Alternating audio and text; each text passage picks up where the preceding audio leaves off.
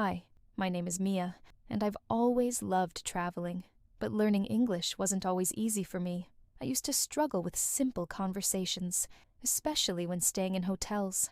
But today, you and I will learn English through a mystery story. Are you ready? Tonight, we'll explore useful hotel vocabulary, simple questions, and how to ask for information. Pay close attention because you might need these phrases on your next trip.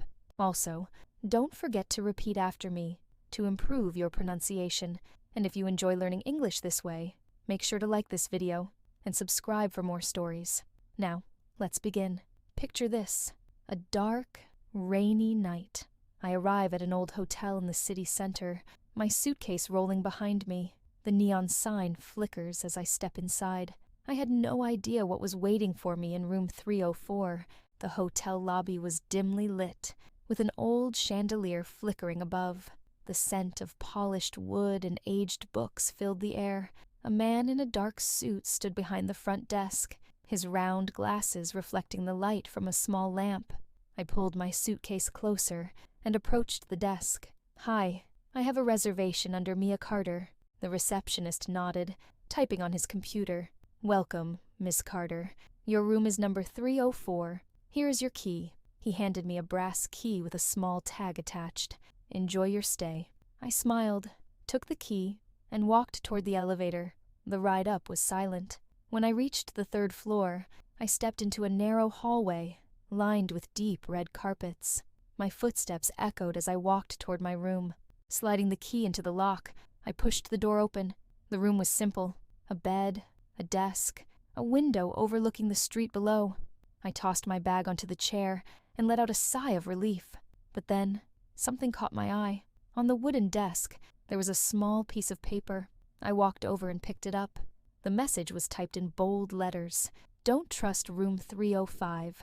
I frowned, reading the note again. Who left this? And why? I turned toward the door and glanced at the number on the wall. 305 was right next to mine. The hallway outside was quiet, but suddenly, I wasn't sure if I wanted to stay here. Something didn't feel right. I held the note tightly in my hand, reading the words over and over. Don't trust room 305. But why? What was so special or dangerous about that room? I walked to the door and peeked outside. The hallway was still and silent, except for the soft hum of the elevator down the hall. Room 305 was right next to mine. Its door looked just like mine. Ordinary, unremarkable. I hesitated, then stepped out, locking my door behind me. I needed answers. Descending to the lobby, I found the receptionist behind the desk, reading a book. He looked up as I approached. "Excuse me, can I ask you something?" I said, trying to sound casual. "Of course," he replied, setting his book down. "How can I help you?" I placed the note on the counter. "I found this in my room. Do you know anything about room 305? The receptionist's expression changed slightly, just for a second. His fingers tapped against the desk. 305? He repeated, forcing a small smile. "Oh, it's just an old storage room. Nothing to worry about." "Storage?" I raised an eyebrow. "Then why does it have a room number like the others?" His smile stiffened. "It was a guest room before, but now we just keep supplies there. Nothing unusual." I wasn't convinced. Something about his reaction felt off. Too rehearsed. Too quick. I nodded slowly, but as I turned to walk away, I heard him mutter under his breath, "No one's supposed to be in there." I froze. What did he mean by that? I wasn't sure what was going on, but one thing was clear. Room 305 was no ordinary storage room. Back in the hallway, my heart was pounding. The receptionist's words echoed in my head. No one's supposed to be in there. But if it was just a storage room, why did he seem so nervous? I glanced at room 305.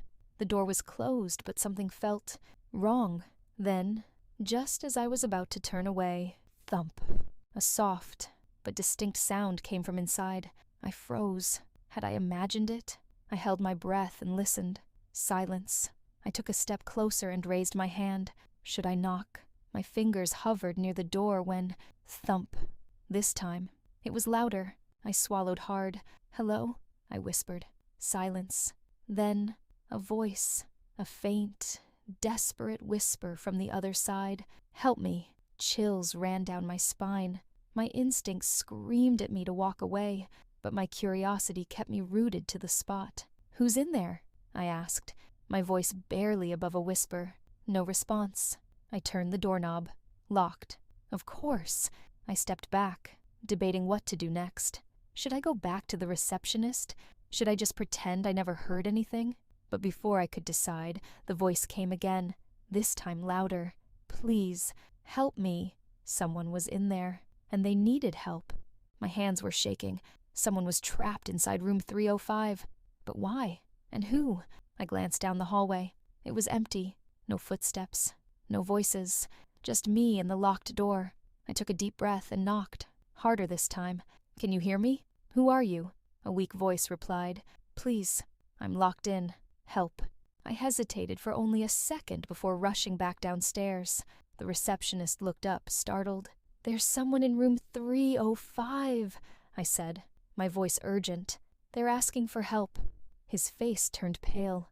That's impossible, he muttered, standing quickly. I followed him as he hurried up the stairs. When we reached the door, he fumbled with his keys. His hands were shaking. With a click, the door swung open. Inside, a man stood near the window, his eyes wide with relief. Finally! I've been stuck here for hours, the receptionist gasped. Mr. Davis? But how? The man, looking exhausted, sighed. I checked into the wrong room. The door locked behind me, and I couldn't get out. My phone battery died, and I had no way to call for help. I blinked. That's it. After all the mystery, all the fear, it was just a mistake? The receptionist turned to me, embarrassed. I didn't know anyone was in there. Mr. Davis chuckled. Thanks for not ignoring me. I thought I'd be stuck here forever. I laughed, my nerves finally settling. Maybe it wasn't a ghost story, but one thing was clear. Trust your instincts, and never ignore a mysterious note. Now that we've solved the mystery, let's take a moment to learn some useful English phrases from this story. First, let's look at asking for help. In the story, the man in room 305 said, "Help me, please. I'm locked in." These are simple ways to ask for help in an emergency, but in a normal situation, you can say, "Excuse me, can you help me? I need some assistance." Now, let's talk about checking into a hotel. In the beginning, Mia said, "Hi, I have a reservation under Mia Carter." This is a useful phrase when you arrive at a hotel. You can also say, "I'd like to check in, please. I have a booking for tonight." Finally, let's review expressions of surprise. When Mia heard the voice, she thought, "That's impossible." This is a natural reaction when something shocking happens. Other ways to say this are, "No way, I can't believe it." Now, let's practice what we've learned. Now, it's your turn. Let's practice using the phrases from today's story. Activity 1. Fill in the blanks. Complete the sentences with the correct phrase. 1. You arrive at a hotel. What do you say to the receptionist? "Hi, I have a under your name." 2. You need help at a store. What do you say?